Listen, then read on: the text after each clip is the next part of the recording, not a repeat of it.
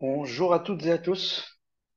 Merci de vous joindre à nous pour cette nouvelle série cette année qui démarre par une série de 3 épisodes sur les pollutions lumineuses.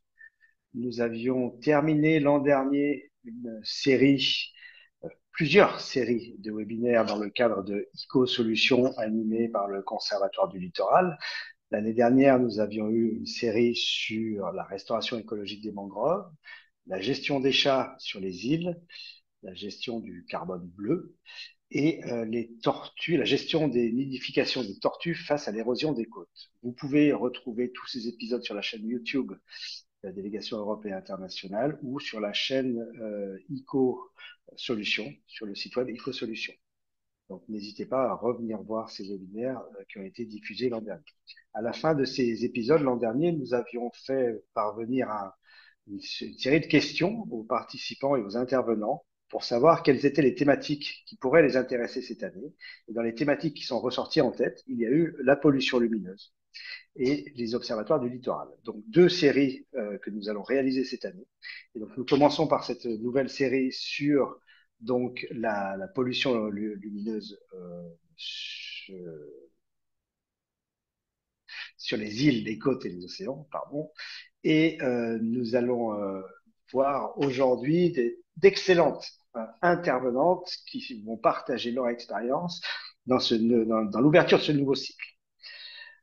Pour quelques questions logistiques pour utiliser la plateforme, pour ceux qui ne sont pas encore complètement habitués, vous pouvez, si vous êtes participant, poser les questions que vous voulez aux différentes intervenantes dans la question box, celle qui est marquée Q&R ou Q&A en fonction de la formule de votre Zoom. Et si vous avez des questions plus techniques, logistiques, etc., vous pouvez aussi intervenir dans le chat. Cyrielle vous y répondra. Pour la traduction, nous avons la chance d'avoir Isabella qui traduit à nouveau cette année tous nos épisodes. Vous pouvez donc aller sur le petit globe sur votre Zoom pour choisir le canal anglais ou français en fonction de ce que vous voulez. Nous aurons des interventions en français et en English anglais. or French, whether you want to hear the whole conference in English or in French. For speakers, thank you. And remember that you are recorded, everyone can see and hear you. So turn off also your microphones when you are not speaking. We are also going live on YouTube channels and you will be recorded on the YouTube channels. So, what is the Conservatoire du Littoral? It is a public French organization that is entitled with protecting coastlines and isles. You know, we have already 13% of our French territory on a coastal area, and we do have the great chance to be on this territory, to have incredible diversity on this territory. And so we have a lot of different experiences. We have a lot of diversified experiences. And we have many experts who are indeed helping us and contributing to our seminars. So the ICO Solutions is another organization that is made up by different partners, and the objective is to find solutions to better manage islands, coasts, and all these areas.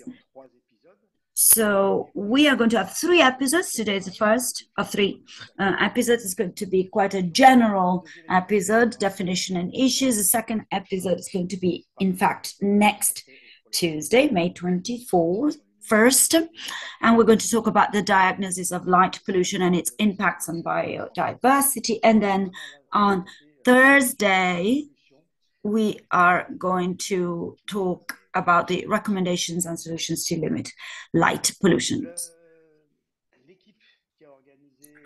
So this is the staff who's organized and works for the seminar. So I would like to introduce to you Marie, who is managing the question box and will read your questions and will also relay your questions to our contributors. Cyrielle, you've seen her before, and she's been organizing the series, and she will reply to the questions that are being moderated by Maria on the chat box. Isabella is your interpreter. English, French, French to English. So this first episode will have 4 contributors. First of all, we're going to hear from the introduction and first part, second part, and then there's going to be a question and answer session, and then third part, fourth part, and another question and answer session. So these are our 4 contributors, first 4 speakers for today. Edna and Melanie, who are giving us the honor and pleasure of presenting today.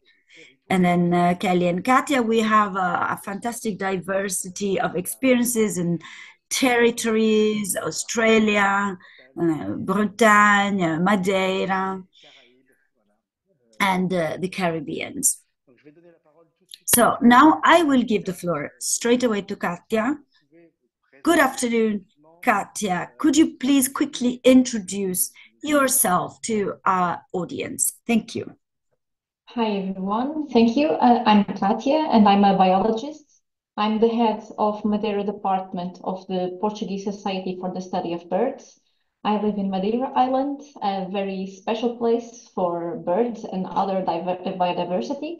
And I've been working in this light pollution subject since 2009, also working with birds conservation and environmental education. Merci beaucoup, Katia. Thank you, Katia.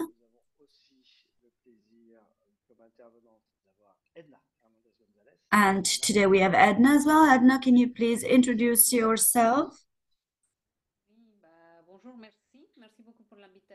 Good afternoon. Thank you for inviting me.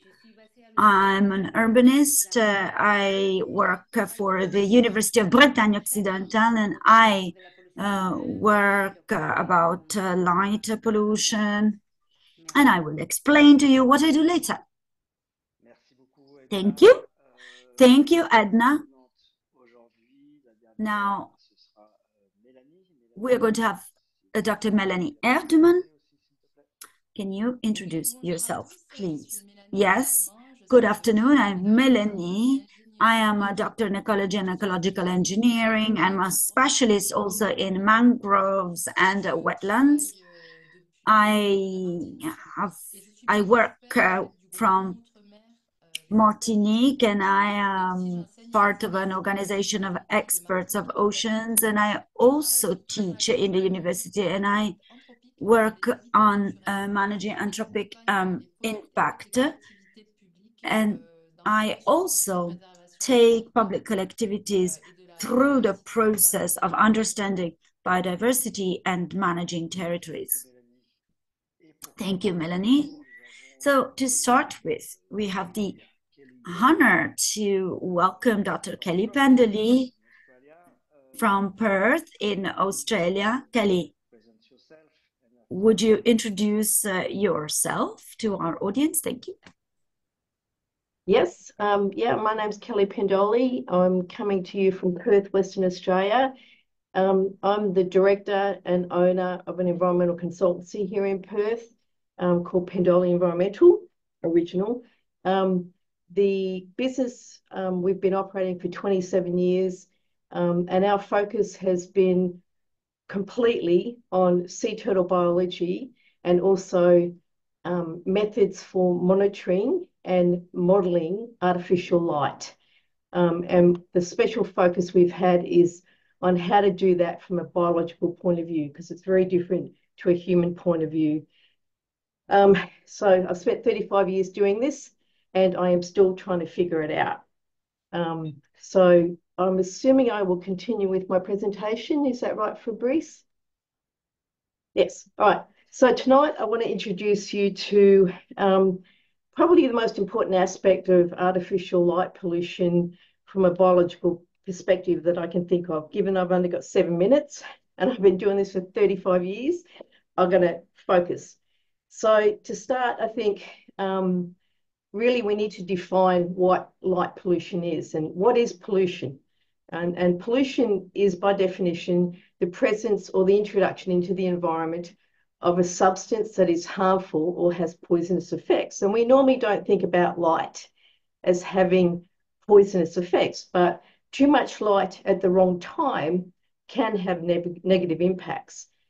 So when we define light as a pollutant, we can look at it a number of different ways here. So first of all, it's a loss of the night sky. So vision of the stars has inspired art and literature. It's important to astronomy, to navigation and tourism, and it's that human deep and cross-cultural spiritual connection with the stars that we're losing because we've got this artificial light pollution at night. There's heritage impacts. So by causing light pollution at night, a lot of nomadic and indigenous cultures use the vision of the stars to be able to navigate across oceans and deserts. They use it really important part of their oral histories and in storytelling, and to determine what's going to happen from one season to the next by the presence of the stars. So if they lose that vision, they've lost that connection. Too much light at night in the city is awful. You can have light shining in your bedroom window, from a street light, from commercial lighting, from sporting facilities, things like that. And that can really affect people and their quality of life. The other aspect I think we're seeing more and more is these LED headlights on cars that causes terrible glare in your eyes at night. So it's that nuisance glare that we are experiencing. There's also human health impacts that more and more medical science is proving that exposure to light at night has a huge impact on human health. It causes sleeplessness because of the cycle of hormones at night, and that leads to, and has been proven to lead to, cancers, obesity, heart disease, depression, and the retinal cell damage, which is important when I talk about high energy blue light. It's shown to have an impact and damage on children's retinas because they're so young. And finally, the ecological impacts. We have all evolved under cycles, daily and seasonal cycles of predictable light and dark over millions of years. And so by changing that, we're starting to have impacts on both the physiological and the behavioural aspects of all sorts of wildlife. And their impacts are on their foraging behaviour, breeding, migration, and orientation behaviours. So there's a lot of impacts from light pollution. Next. So how bad is artificial light at night? So this map shows you a satellite image from the VIRS satellites of light pollution. Light pollution has been shown to be increasing at 9% per year. And when you look at this map, you can see a lot of that's in the Northern Hemisphere.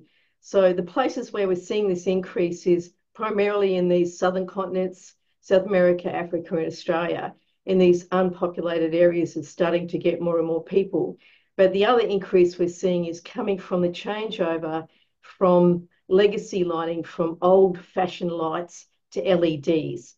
And it's with that changeover that we're getting an increase in this light pollution. Next. So I just want to focus you down on, to me, what is the most important aspect of light pollution from a biological point of view? And really, this is it here in a summary. So right here, you can see the visible spectrum of light. So light occurs in the electromagnetic spectrum between 100 nanometers down in the UV area up to 1400 nanometers in the infrared. So these UV areas of light is what causes suntans, sunburn. We don't see it, but it can burn us. And up in the infrared is the heat. So that sort of energy is emitted as heat. We don't see it. But you can see in the middle, that's the visible light, the colours, the violet, the blue, green, yellow, orange, and red. that's a visible spectrum that we can all see. And you can see from looking at these images, it shows the sensitivity of different taxa and their sensitivity to light, that where humans can see very much from the violet to the infrared, not all the other species do. So we don't all see light the same way. And you can see from this that most species are very sensitive in that short wavelength blue region of the spectrum and down into the ultraviolet. And that's really important. That's the most important takeaway message from tonight. Next. So I'm going to talk about short wavelength blue light because that's a focus. And you can see here I put a circle around the short wavelength blue light. Next. So this light is the light that's most visible to most living species, animals. And this is the very high energy short wavelength light, the light that can cause damage to children's eyes. It's very highly visible under what we call scotopic, which is dark adapted vision. So this is the vision that's used by nocturnal animals. So sea turtles and birds that are moving around at night, they're using this vision, and it's very, very sensitive to this blue light. This light also scatters really well in the atmosphere. And so when we see the big domes of sky glow over cities, it's coming from this light. So the long wavelength light would produce it as well, but it's mainly from this light. Next. And the other really important factor to take away from this is that this curve that I've just put up, it's called the CIE curve. And this is a response curve that's used by commercial light monitoring manufacturers to calibrate their instruments. And so if you're going to go out with a lux meter and measure light from a biological point of view, you can see from this curve that it's not measuring that blue light. It omits that blue light and the infrared, and it focuses only on the light that's most visible to humans. So using these commercial instruments is not going to give you the most, the best value for what an animal is seeing. So that's an important factor to take away from this. So why do we talk about blue light? And it's a big point right now, is we are moving from high pressure sodium, fluorescent, halogen lights. So old fashioned lights are all they're not being manufactured anymore. And so all the lights you can buy these days are pretty much LEDs, and you would have seen this in your shops. These LED lights are, almost all of them are based on a blue chip. So they've all got blue light in them. And when you look at this, you can see that as you go up in color temperature from a 2700 Kelvin, which is a warm yellowy light, up to 5000, which is a very bright white light, the blue peak in this increases. And so it's important to know if you're putting in a bright 5000 Kelvin LED light, you're putting a lot of blue light in the atmosphere. Next. So again, as I said to you before, little or none of that blue light is being measured by these commercial photometers, so lux meters and luminance meters. So if you're measuring that light for biological purposes, you're not getting the light that's most biologically active. The other point to be aware of is that it's not like for like. If you're going to replace 100 watt halogen light with 100 watt LED light, your LED is going to put out 10 times more light than that halogen or incandescent. So you need to be aware that you can't change light for light when you're using LEDs. Next. So I'm not sure how I'm doing on time, but this is my conclusions. So artificial light at night, ALAN we call it, is a pollutant when it's not being managed carefully. It's growing at 9% per year, and mainly in those underdeveloped areas, and also as we change over from those halogens, which don't have as much blue light in it, to LEDs. The other thing to be aware is that over the last 20 years, this area has grown hugely, and almost every living species that we study these days has shown that it is impacted by artificial light at night. The short wavelength blue light is most disruptive to wildlife across the board. There's very few exceptions. LEDs contain blue light, which increases with color temperature. So as you go from a 2000 Kelvin LED, which is equivalent to a high pressure sodium, up to a 6000 LED, you're increasing the blue light and the brightness of it. Commercial light meters do not measure this blue light. So you're not measuring the most biologically active light. And finally, this understanding of the biological impacts of light on sensitive receptors is very much a focus of current research globally. And I think we're going to continue to see this growing in the next 5 to 10 years. Thank you.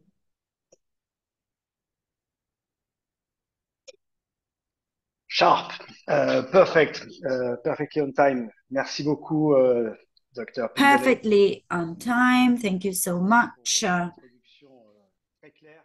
Dr. Kelly, for your extremely clear introduction.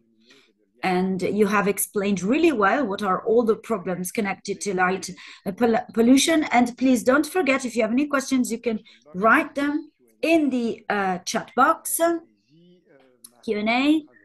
Marie will read them all, and Kelly will answer to your questions once we have listened to our next contribution, which is Katia.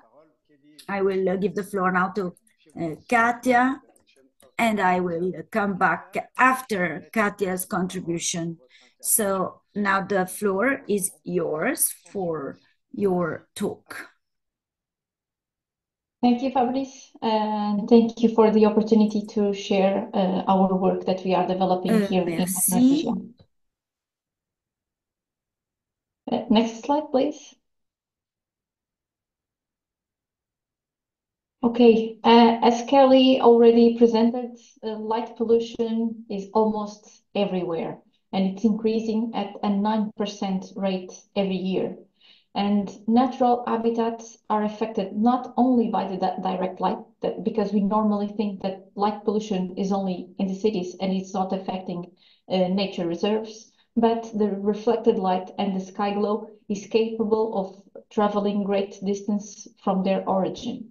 In Nature at Night, our conservation project, we are mapping light pollution in Macaronesia. We are measuring its effects on a wide range of Natura 2000 sites within Madeira, Azores, and Canary Islands, which are the components, the archipelagos within Macaronesia.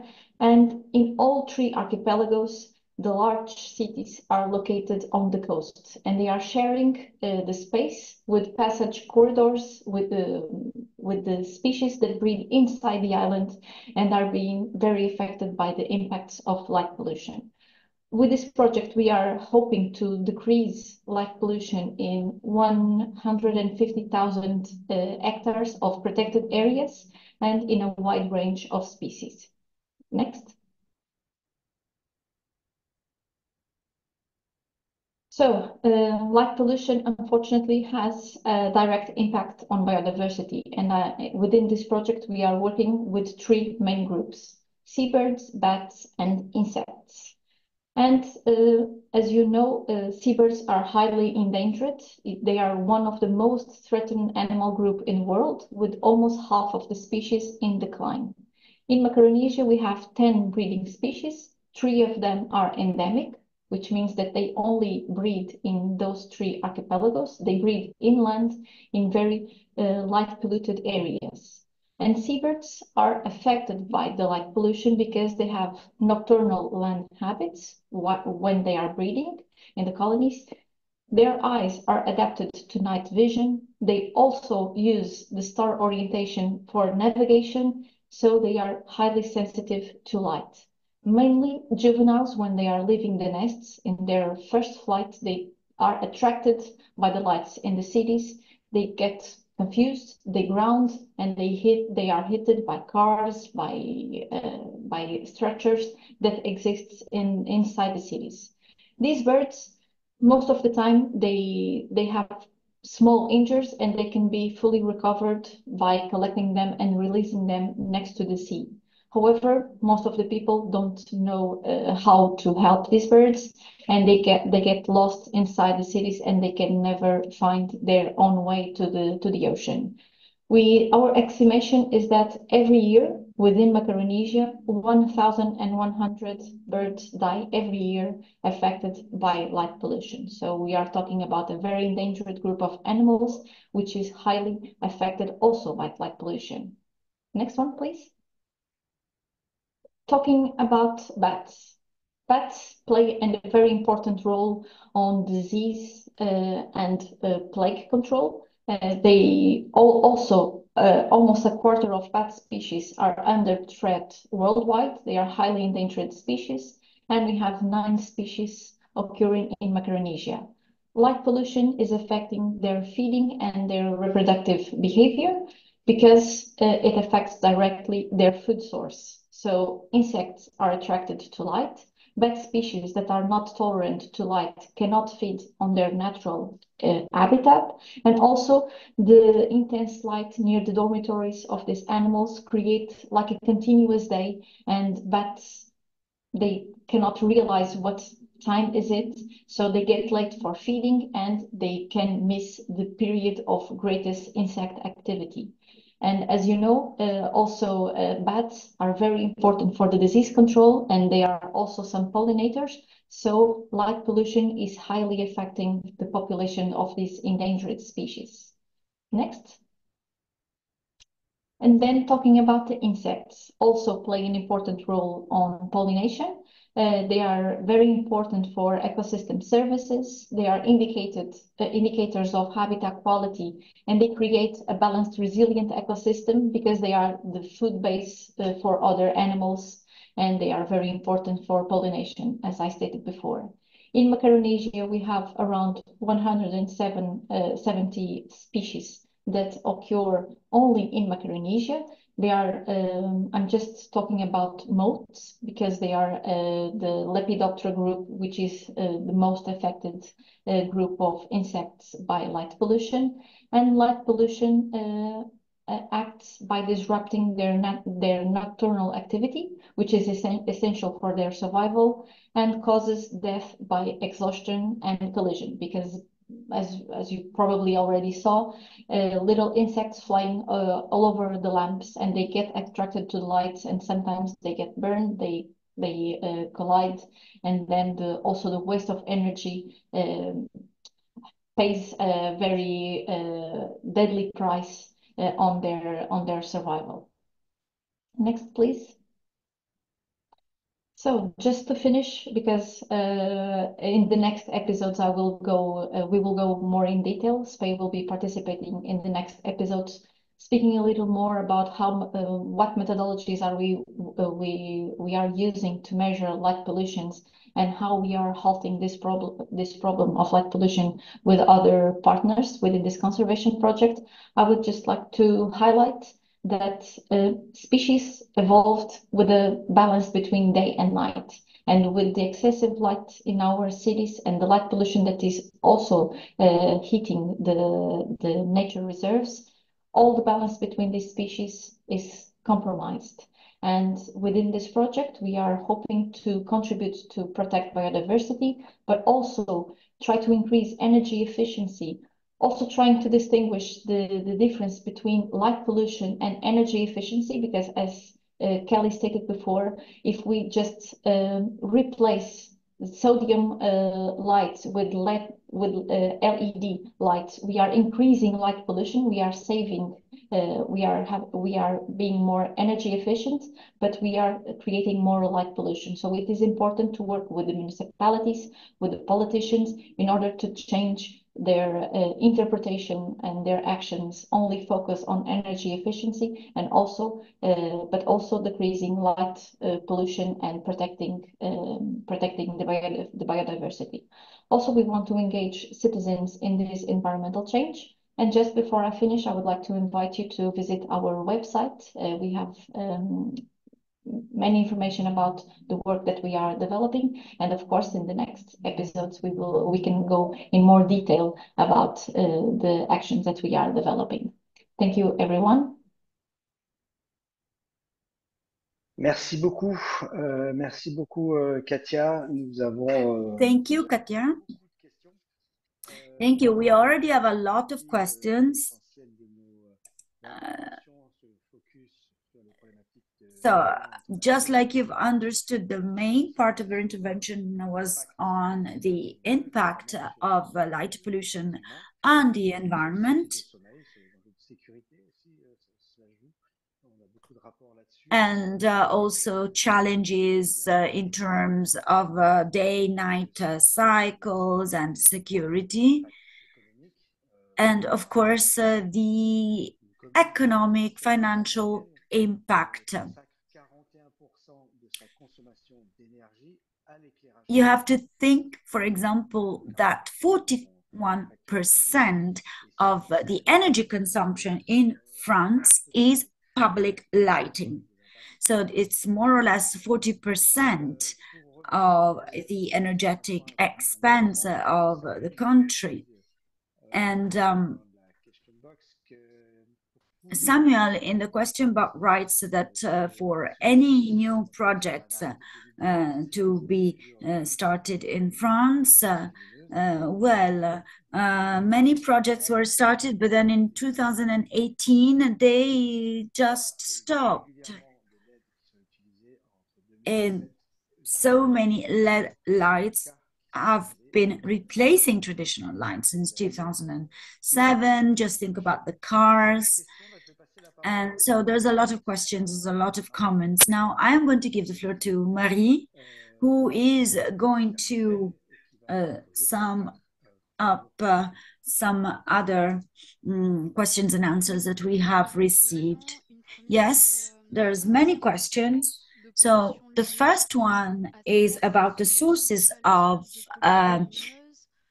light pollution. What are the main sources? Are they individual homes or public organization or shops or hotels? What are the main sources?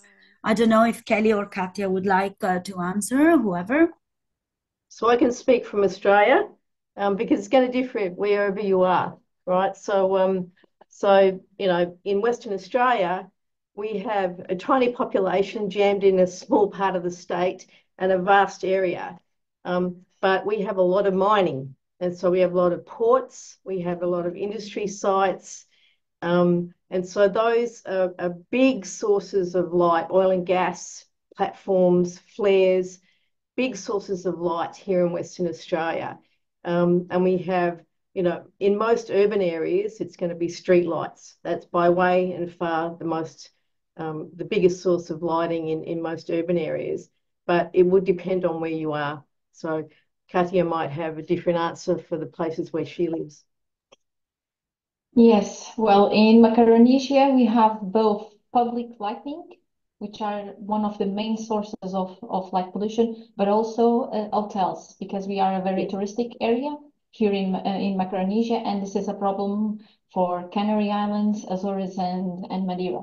And also the pressure of the cities are mainly on the coast, so mainly for coastal species, they are facing very big problems with direct lights, and even in the inner part of the islands where light pollution can reach, it's affecting also the other groups like the bats and the insects, and even endangered species of birds that breed inside the island. So they have to cross the cities with lots of public lights, and also the hotels in the coastal area.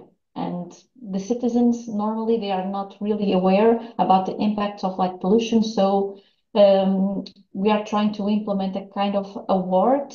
So private entities like the hotels and restaurants can apply for this award in order to have like a recognition of their best practices on reducing light, because somehow people like lots of light and they have big lights just pointing out to the cliffs and to the ocean. So we have here a big problem on that issue. Merci. Avant de laisser à nouveau la parole à Marie pour de nouvelles questions. Thank you. Before giving the floor to Mary for another question, I can read Samuel talking about the fact that in France, at the frontier with Italy, they have measured that 50% of light sources are private. 50%.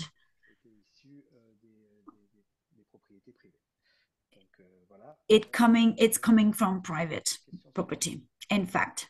Marie, the next question. Yes, there is a question on the lead. Are all lead types dangerous for environmental biodiversity, or are they only dangerous starting from certain levels of power? All right, so I can talk to this one. So every LED, or most LEDs, so certainly the ones that have been, been manufactured the last, 10 years, they're all based on a blue LED chip, right? So it's all a blue chip, and they change the color of that by putting different phosphors and other LEDs into the light. And so if you have a very bright white light, it's got a lot of blue in it, but you can have a 1800 Kelvin, like a low color temperature LED, which won't have much blue in it, but it will still have some. But you can also buy a phosphor coated amber LED, and so that's a blue LED chip that has a phosphor coating on the cover. But as that ages, that phosphor coating will break down, and so with time, that amber colored light will become more and more blue as that coating degrades. And so phosphor coated amber is good, but it has a limited life. They can also build a amber LED, just a pure amber LED. It's not based on a blue chip, but it's more expensive.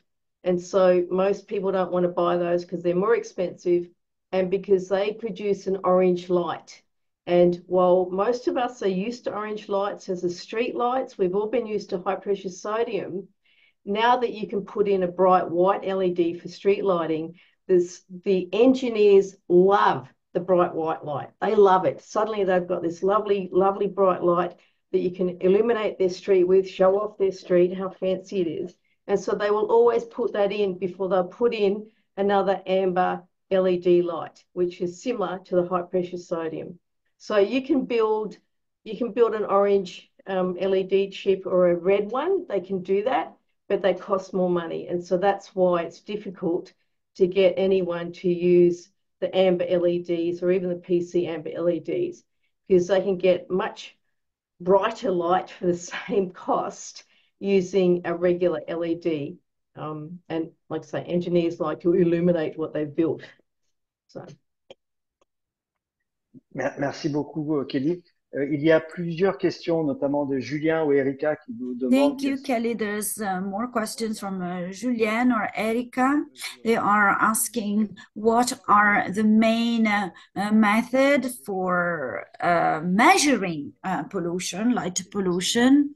But we're not going to answer today because it is in fact one of the subject of next episode. So is it? Okay. I will give the floor to Marie for one last question. Yes, one last question. We have talked a lot about the impact on biodiversity, but what are the impact on men, on human life? Kelly, Katia? So, Kelly, Katia? Do you want to, I mean, I can have a go, but Katia, do you want to have a go? Kelly, Katia, would you like to answer? Well, Kelly, you presented some problems or some impacts on the health, but also I would like to highlight the impacts on the economic perspective, because excessive light also has an economic impact. And actually, I have to admit that this is the common language that we are starting to have with the politicians. So normally they are not really aware of biodiversity protection, but when we explain them that by reducing light pollution, we can also save money and protect biodiversity, we are creating like a communication channel with them. So now we have this project. We are working with 8 municipalities, and we are actually really involved with the local decision power, the politicians, in order to implement this changing, this life changing. So within this economic perspective. Then Kelly presented also some impacts on health connected with hormones, stress, lack of sleep, and actually So I can talk about that cycle. So that's Sorry. melatonin cycle. So I don't know if that's where you're going, but that's basically what it is. That exposure to the light at night means that you don't secrete melatonin, and that's what causes you to feel sleepy. That's a sleepy hormone. And so when you're exposed to white light from screens, you're not secreting the melatonin, you're not feeling sleepy. And at the same time, your cortisol levels, which is the fight or flight, energy hormone, stays high. And so when you have that high level of cortisol all night, that's what then stresses out your body and leads to all these things like the cancers, the heart disease, and all those other medical issues. So it's that imbalance in your melatonin and your cortisol. And we find that in mammals as well. So we found that in kangaroos here in Australia, that the kangaroos, their cortisol levels staying high, melatonin's low, and so they're actually not breeding at the right time. Babies are being born too late, and there's no food for them to feed on. So it's not just humans, we're seeing this across other species as well.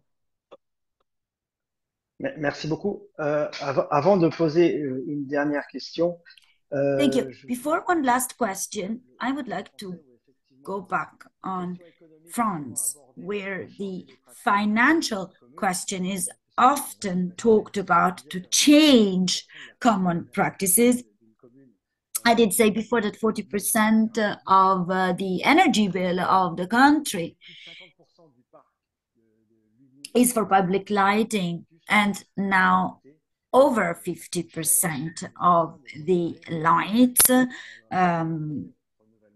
in France are so obsolete, they cost a lot of money. So of course, everyone is trying to switch to cheaper lights, and it is right. It is one way to make things evolve, talking about the financial side and then about the biodiversity. Kelly, you said that light pollution increased by 9% per year.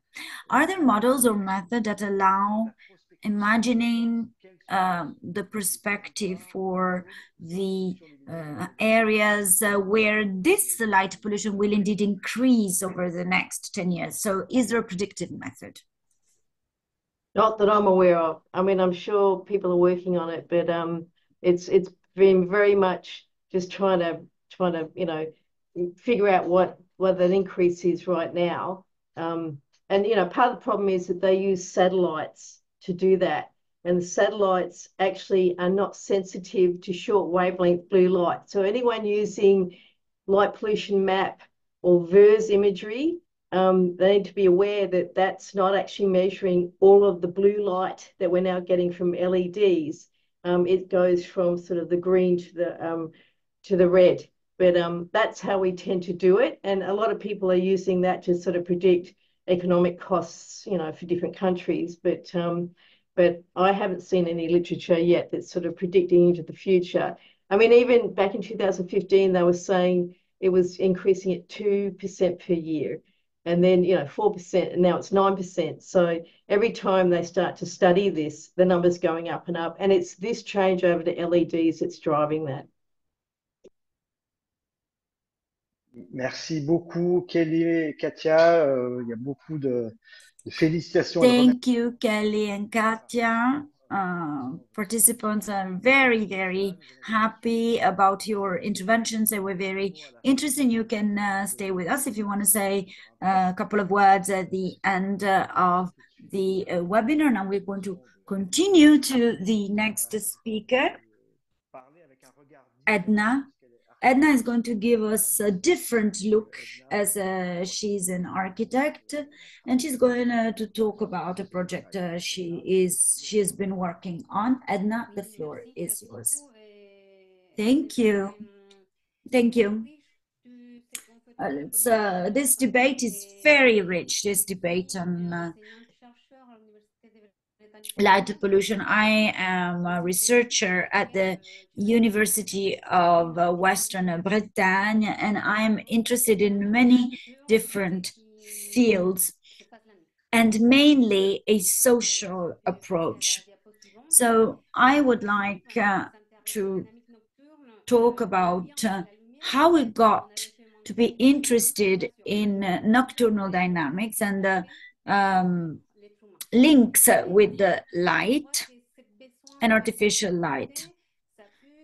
So, of course, we need electric light, we need artificial light, but it can produce a lot of light pollution. And so we have studied the connection between light pollution and aspects connected to tourism on the coastal areas. So you can see in this slide, this is Nos Brace. It's a project in Bretagne. And Nos Brace is Breton for Breton Nights. So we are in fact studying Breton Nights, and we have united a group of multidisciplinary researchers, et on a travaillé avec and we worked with the universities of Brest and Malta,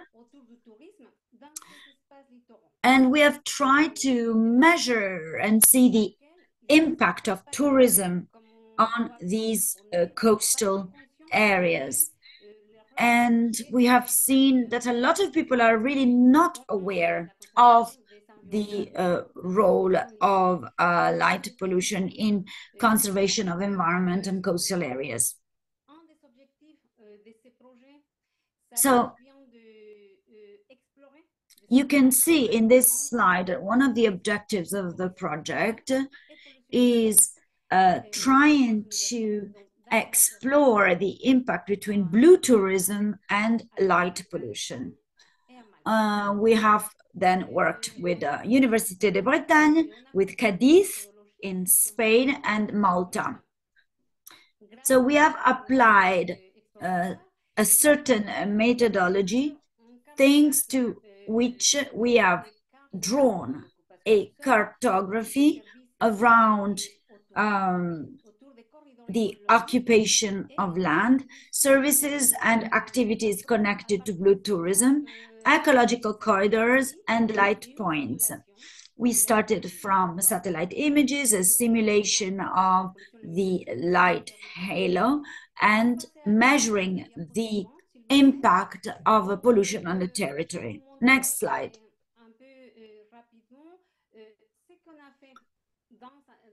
Here you can see what we've done to start with. You can see on the left image, these are images from satellites catching artificial light on the territory. On the right-hand side, there is a simulation thanks to the partnership with other organization, where there is a model of light pollution. And you can see how it's expanding, of course, in urban spaces, sometimes arriving to the coastal line and to the ocean. These are three different areas.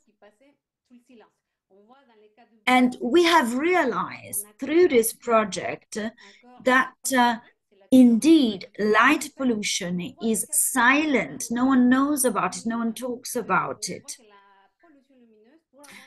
And as you can see, the three areas analyzed have a high level of light pollution, from the coastal area to the island. So we decided that what was important was certainly making people more aware of this light pollution. Here, I would like to show you the case of this beach in France. Can you see there's a casino, there's a thalassotherapy hotel, and the public lights, well, public and private lights are very badly done. So the lights do not light the actual area. And the hypothesis is that it's important to see how the summer tourism has an impact in the light pollution. And in certain territories, you can see that sometimes light pollution even increases during winter. So, of course, tourism increases enormously light pollution. And now our projects are pointing at the sector of the territory. And we think it's important not only to speak to the inhabitants of these areas, but also to the authorities. So we've been doing this in Cadiz, in Bretagne, and we want to work with local people, local workers, but also local authorities.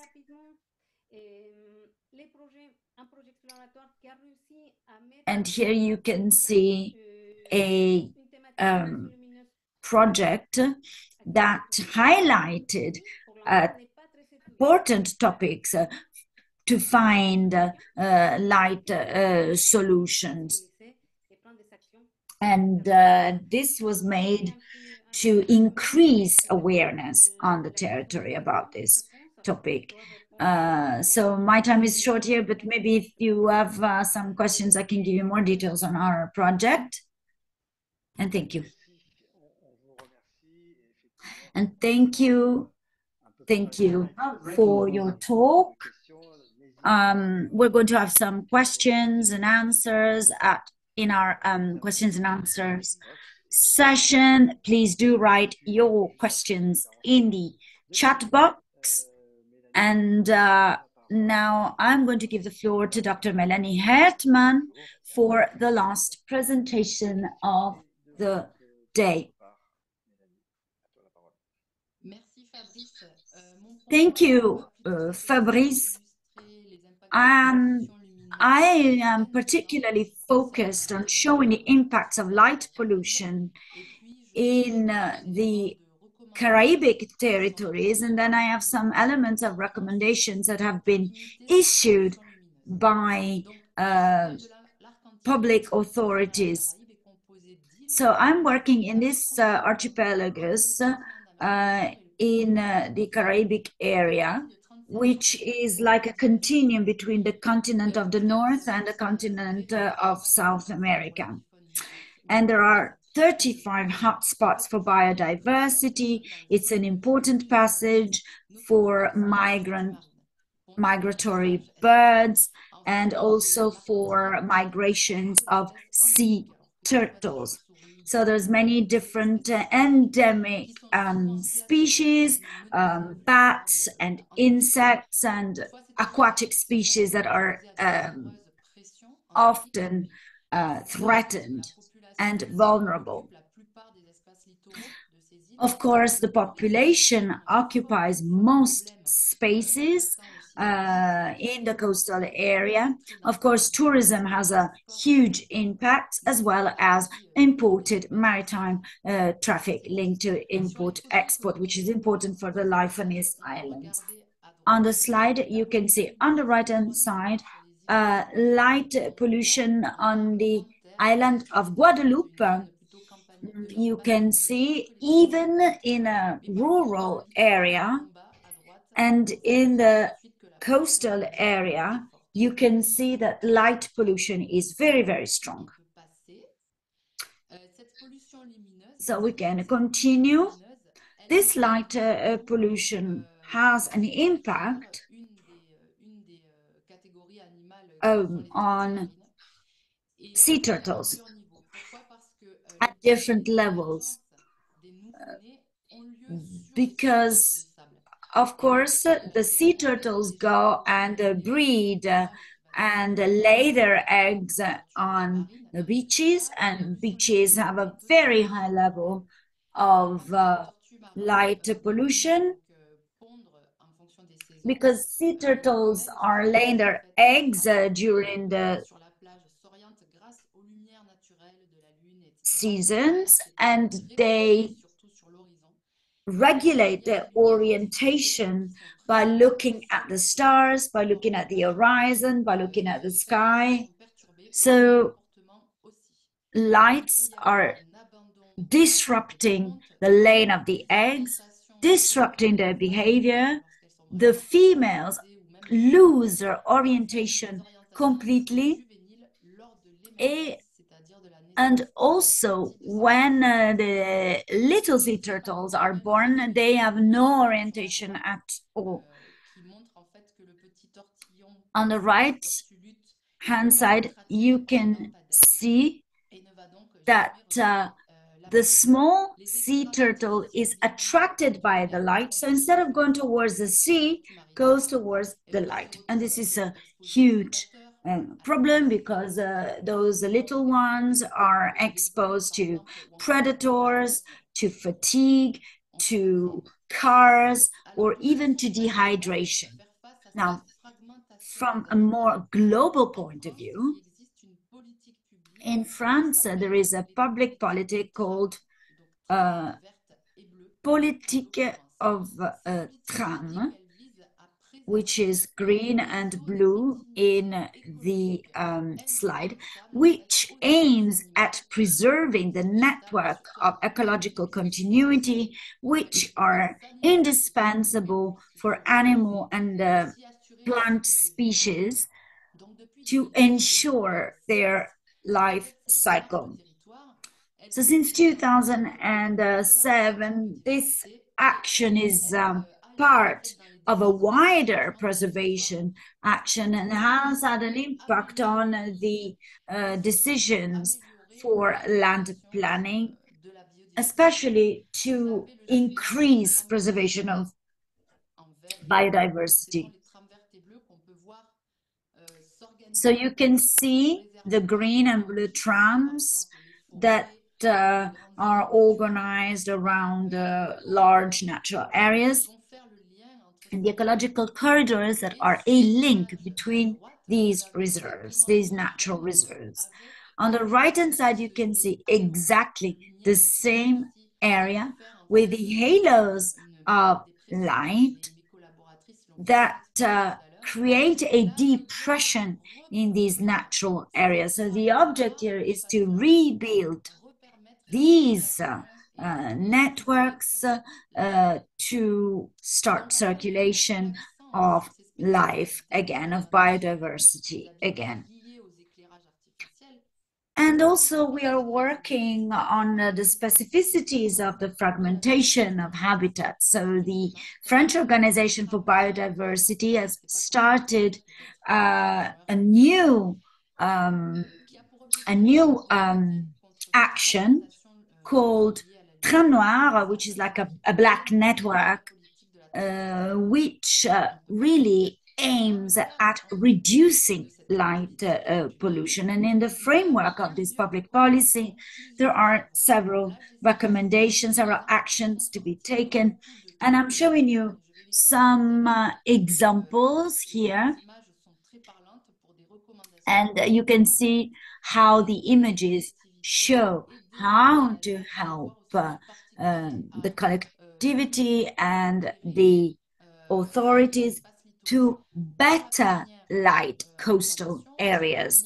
In the first recommendation, we go back to the issue of sea turtles. The important thing is to light the area properly, to light the beach, to light the sea. So, for example, what would be important is to switch the orientation of street lights so that they don't light the sea and the beach. Because if the lights are pointed at the beach or pointed at the sea, then they create a lot of impact. In the second example, you can see what you can do just by limiting and diminishing the impact of lighting on the coastal area. For example, you can orient street lights towards the floor so that the actual beach and sea are not impacted. Another option is to create like some sort of plant screen that helps the light not to reach the beach, not to reach the sea, the ocean. So in this way, you can actually screen the light. We're also talking about wavelength. Dr. Kelly talked about wavelength as well. It's very important to choose the right light with the light intensity, because light bulbs, the more they tend towards blue light, the stronger the light is. So it's important, for example, to use lamp bulbs that have less blue light and therefore less impact on sea turtles. In general, in the Caribbean, we don't have a lot of large avenues, but we have some small winding roads. And so we need some systems that can be beneficial for our sight, for driving in the night, but also some lights that can preserve the animals and the biodiversity. So these were just some points for reflecting to improve. So you can see here in the slide, you can see different types of guides in French, because in the French Antilles, there's many different organizations that are working to reduce light pollution. We also have a network for the preservation of sea turtles in the Antilles. We have the National Center for Scientific Research, and we have the Parc du Cévennes, which is an educational park for the collectivity, and for all the people who want to help diminishing light pollution. Thank you so much for your attention. Thank you, Melanie.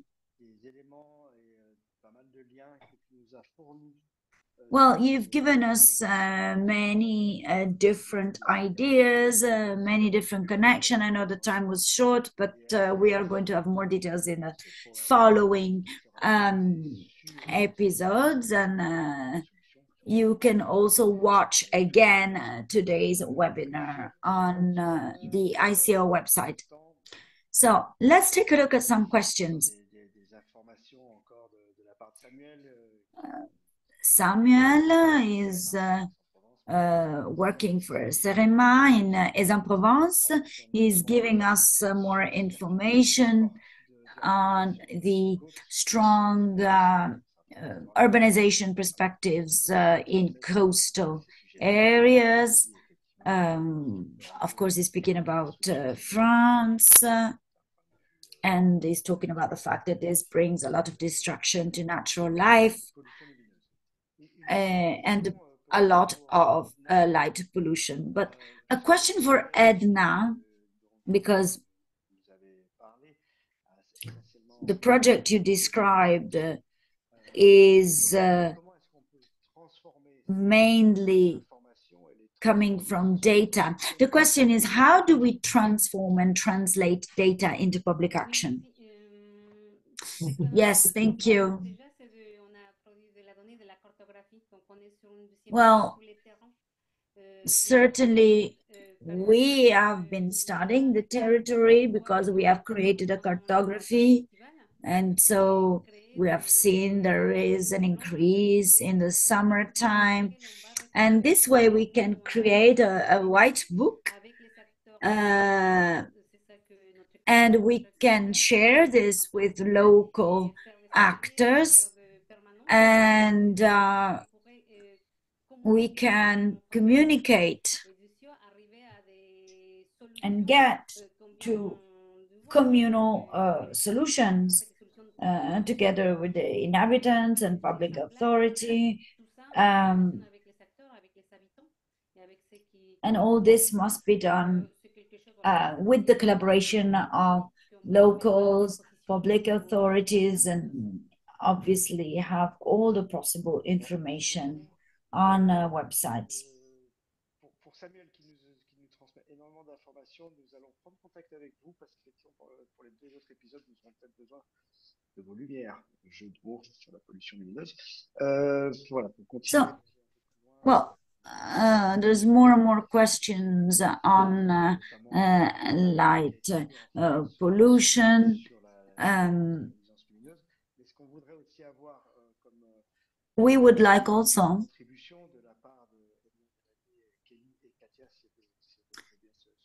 to have some contributions from Kelly and Katia. Sorry, but the voice of Fabrice is coming and going, so it's a bit difficult for me to understand him.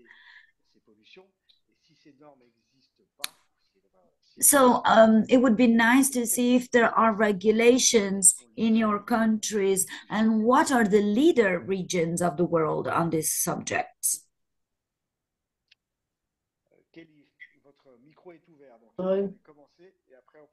Kelly, your microphone is open, so maybe you would like to start. All right. So the people doing the most work around light pollution that I see globally are very much the Europeans, so the Germans, Spain, and Italy.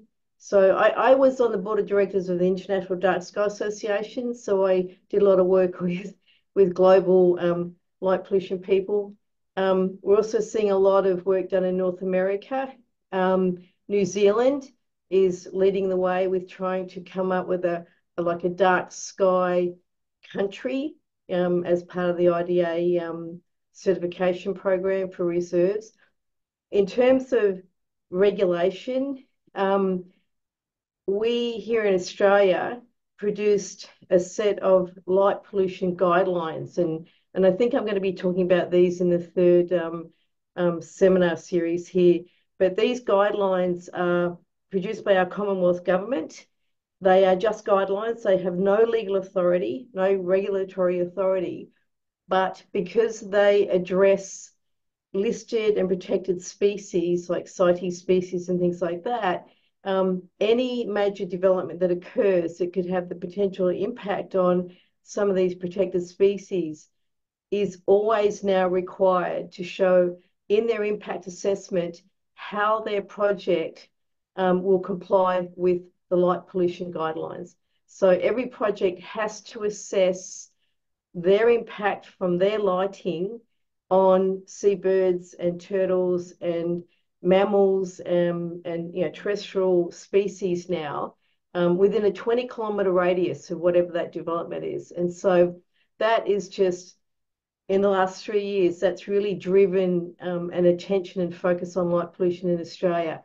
And last year, year before, those guidelines were adopted by the Convention on Migratory Species.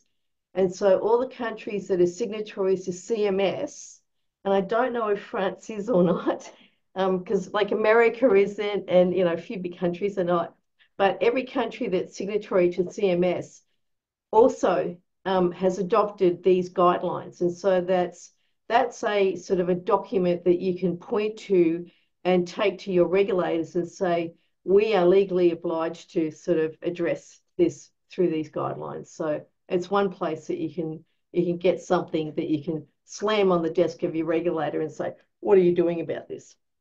So. Merci beaucoup. Marie, je te laisse prendre le relais pour quelques questions. Mary, I will give you the floor for some questions.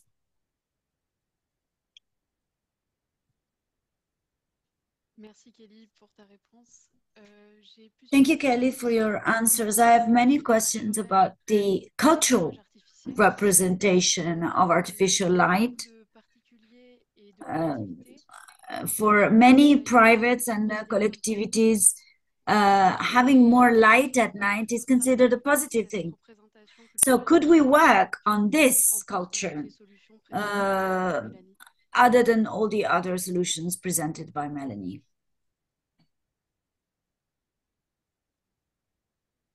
Do you want me to have a go at that, or is someone else going to have a go? Edna? Yeah, thank you, Kelly. Pardon, c'est juste peut-être avant de répondre à la question. Before answering this question and giving you my point of view, well, I would like to say that private lighting is not only homes, but also industrial areas. So there's, in fact, a lot of spaces that don't have the same regulations.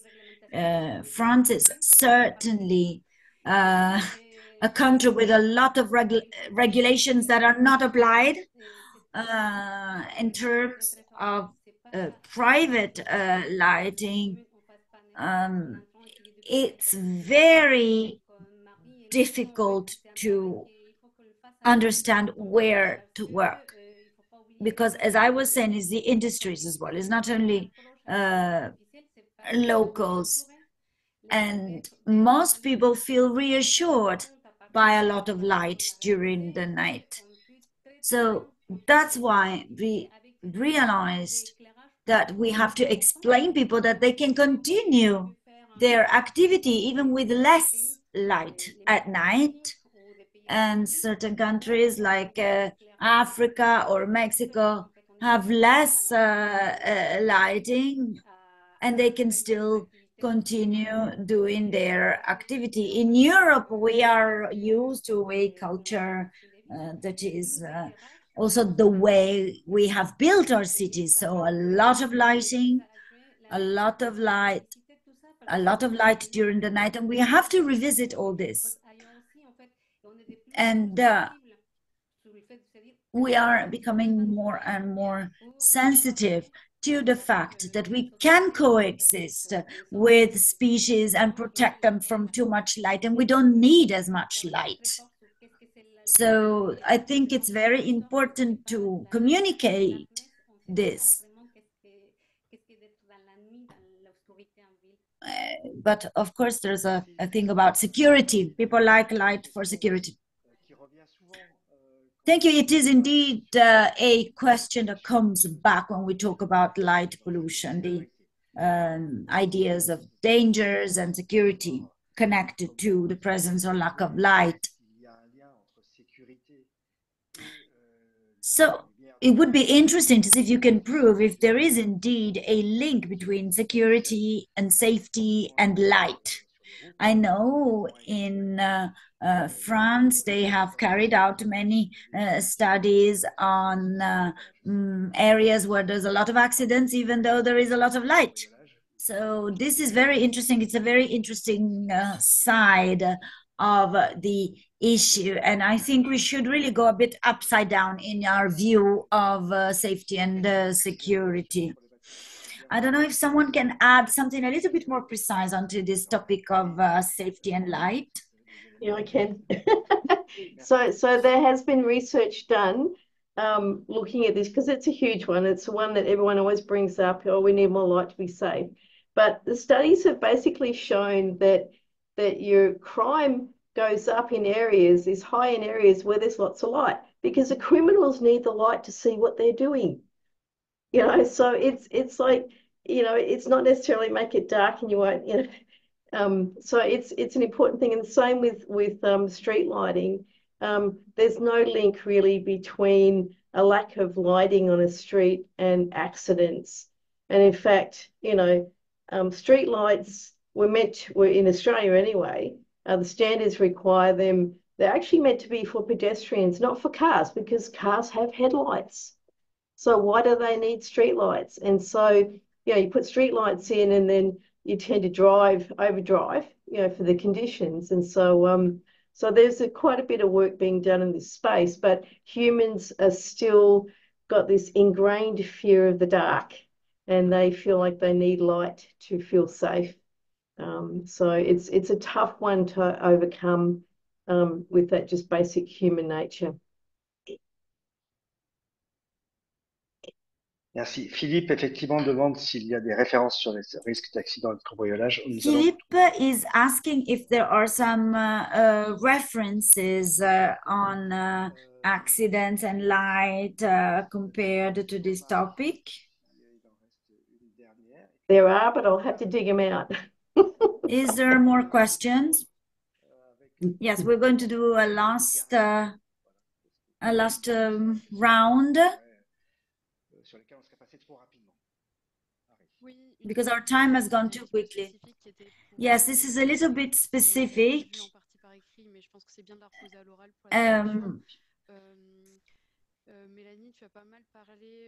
Melanie, you have spoken about sea turtles and bats, but we were wondering if there's also seabirds that have been impacted by lighting. Yes, I have worked mainly with the sea turtles because I only had 7 minutes to speak, but many different species are impacted. Of course, the bats, the insects, is the same thing here in the Caribbean.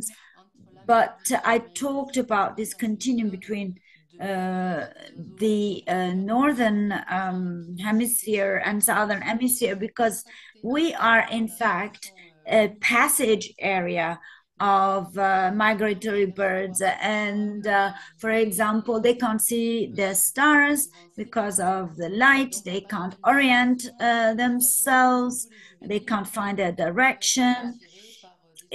Also, the young birds are, for example, attracted by the light, with terrible consequences on the young bird population.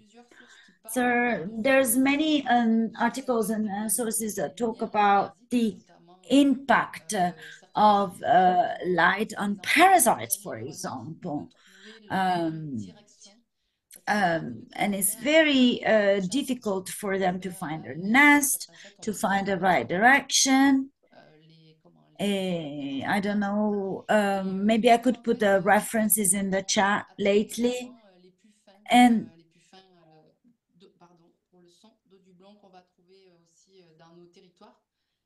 also other types of animals in our territory of Saint-Barthélemy. And there's lots of work also in the area of San Martin, where we have observed the impact on a migratory bird and light pollution. I don't know if this replies to this question. Thank you. We have so many questions, but we did say we were going to finish in 1 hour and 15 minutes. We have so many questions on biodiversity, and next time we are going to indeed go deeper into biodiversity, and we will be able to answer to more questions. So we will connect again next week. Let's do another last round of table if you want to add one last word. On va faire dans l'ordre d'apparition. Donc, on peut commencer par Kelly, puis Katia, Edna, et Mélanie. So let's see, Edna, maybe you want to say something. Kelly, who wants to start saying something?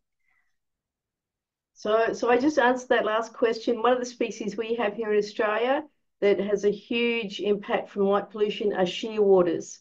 So I don't know if you have those in the Northern Hemisphere, but actually a Spanish guy has done a huge amount of work here in Australia, Phillip Island, looking at the impact of light pollution on shearwater fledglings. So when they take off for the first time to fly out to the ocean, they're regularly grounded and crash into buildings and things like that. So for us, that's a major issue here. Merci beaucoup, Kelly. Je vois Katia qui hoche Thank you, Kelly. I can see Katya who is nodding when you're talking about the impact of light pollution on shearwaters. See if someone else has got something else to say about today.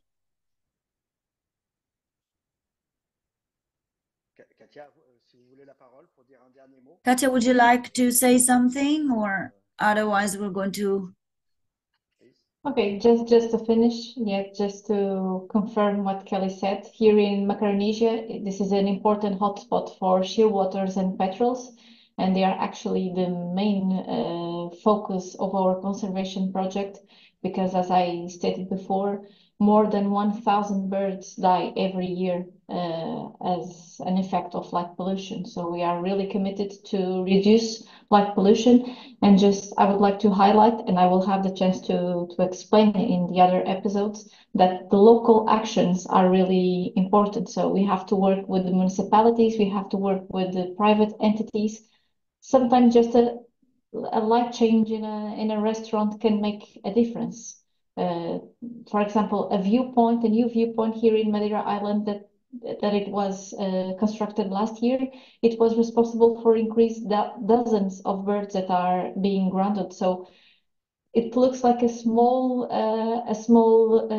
change can have a huge impact on a good and on a bad side. So we have the chance to choose to make the good things. So just to highlight the importance of the small impact actions. Small action, great impact. Effectivement, on retiendra ça aussi. Les prochains Yes, small action, great impact. So next webinar, we're going to talk about biodiversity and solutions. So many questions still coming, but we're going to have to stop, but we will answer to all your questions also in next webinar, next Tuesday. So Edna, would you like to say one last word? Well, yes, I confirm what Kelly and Katya say.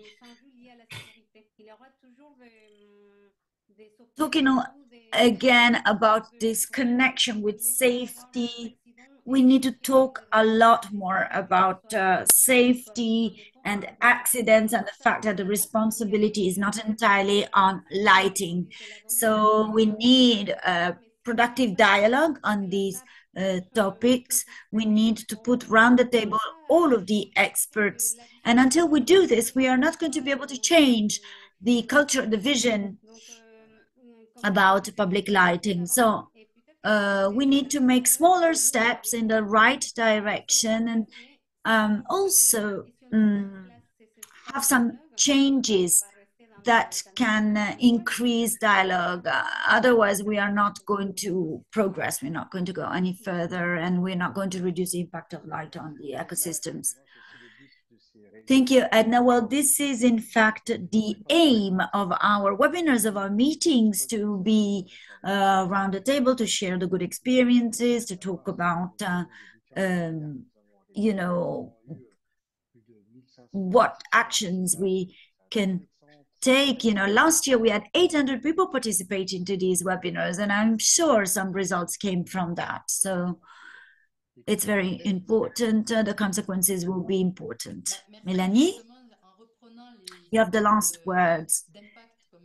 Well, just like Kelly and Katya have said, and also Edna, what is important is land management, urban planning, and we can't no longer imagining roads and things with the nature around. We have to think about this in reverse, and we have to think about how to use our water, how to use our spaces, how to preserve biodiversity. And I agree with Edna. We need to talk, and we need to convince authorities and population to change their idea on the importance of strong public lighting, on the connection between strong public lighting and safety. So it's important to have virtual spaces such as this one to exchange experiences and data.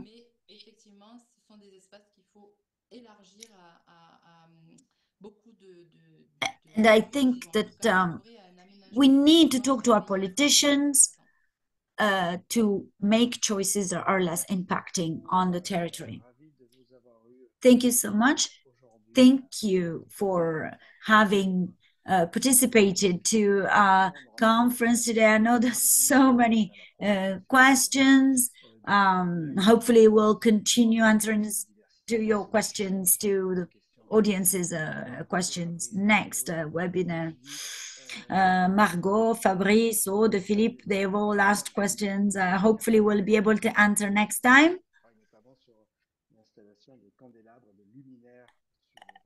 So, you know, it's very important to talk about road lighting. Anyways, we are going to meet again next Tuesday, and we're going to talk about diagnostic of light pollution. And on the 30th, on Thursday, the 30th of May, we're going to talk about different recommendations. And Melanie gave us a little bit of a taster about this topic, especially for islands, smaller islands, and coastal areas of our planet. Thank you all. Thank you, Katia, Kelly, Edna, and Melanie. Thank you, and see you next week. Bye.